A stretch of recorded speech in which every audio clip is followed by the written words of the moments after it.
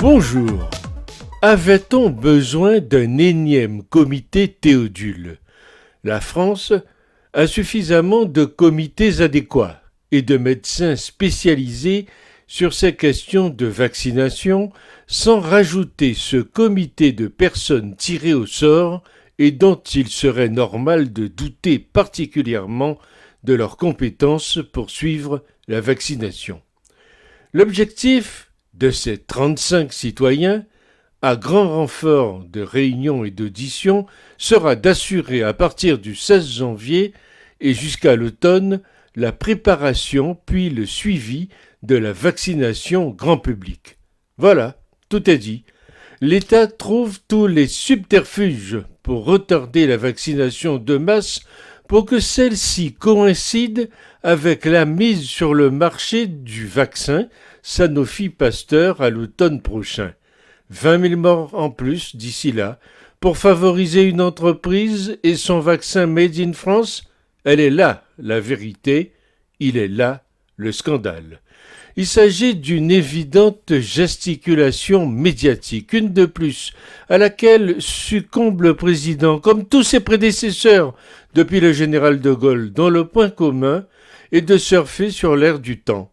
Cela peut être un jeu relativement innocent, mais dans ce cas précis, c'est toxique, car il s'agit de faire comme si la compétence ne servait à rien et que l'avis de n'importe quel quidam avait autant d'intérêt sur un sujet médical que celui de quelqu'un qui s'est appuyé de longues années d'études difficiles. Quand sortira-t-on de cette expertphobie qui n'est autre en définitive qu'une arrogance de l'incompétence? Il y a dans ce dossier, personne ne le dit, une violation de la Constitution.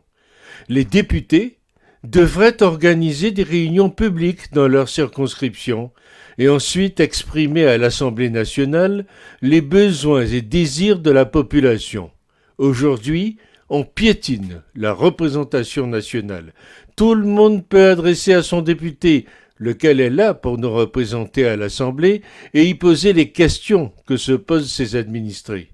Dès lors, ce comité, comme le précédent d'ailleurs, est un contournement à la fois de notre démocratie, mais aussi de l'organisation de notre République. On n'est pas au bout du grand n'importe quoi. De quoi vont discuter les citoyens choisis d'ici là? Ce comité de citoyens, c'est pire qu'absurde. On va réunir des gens qui n'y connaissent rien pour discuter dans le vide. On atteint le summum du ridicule. J'ai hâte de voir la conclusion de ce comité soviétique qui nous expliquera, pour garder un semblant de crédibilité, que tout n'était pas parfait, bien sûr, mais que le gouvernement a assuré, bien entendu, c'est faire passer des vessies pour des lanternes. Pendant qu'on va parler de ce dernier coup de com' avant les prochains, on va oublier tous les errements et naufrages de la vaccination. En politique, ça s'appelle un contre-feu. Un tirage au sort, c'est tout ce que leur réflexion a retenu. Pas besoin d'être président, ministre ou député pour ça. C'est comme pour l'inscription aux universités françaises, un tirage au sort. Nous payons ces gens des fortunes pour être tirés au sort. C'est tout ce qu'ils savent faire, du tirage au sort?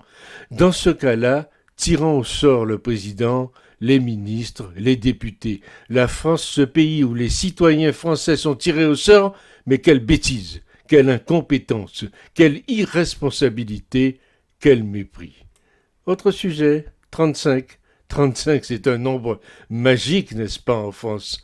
35 heures, 35 citoyens observateurs et 135 € d'amende. 35 miettes de démocratie représentative qui ne sont que 35 miettes de démagogie communicante jetées au peuple gaulois réfractaire, tenu de dire merci pour l'os à ronger. Voilà la réalité.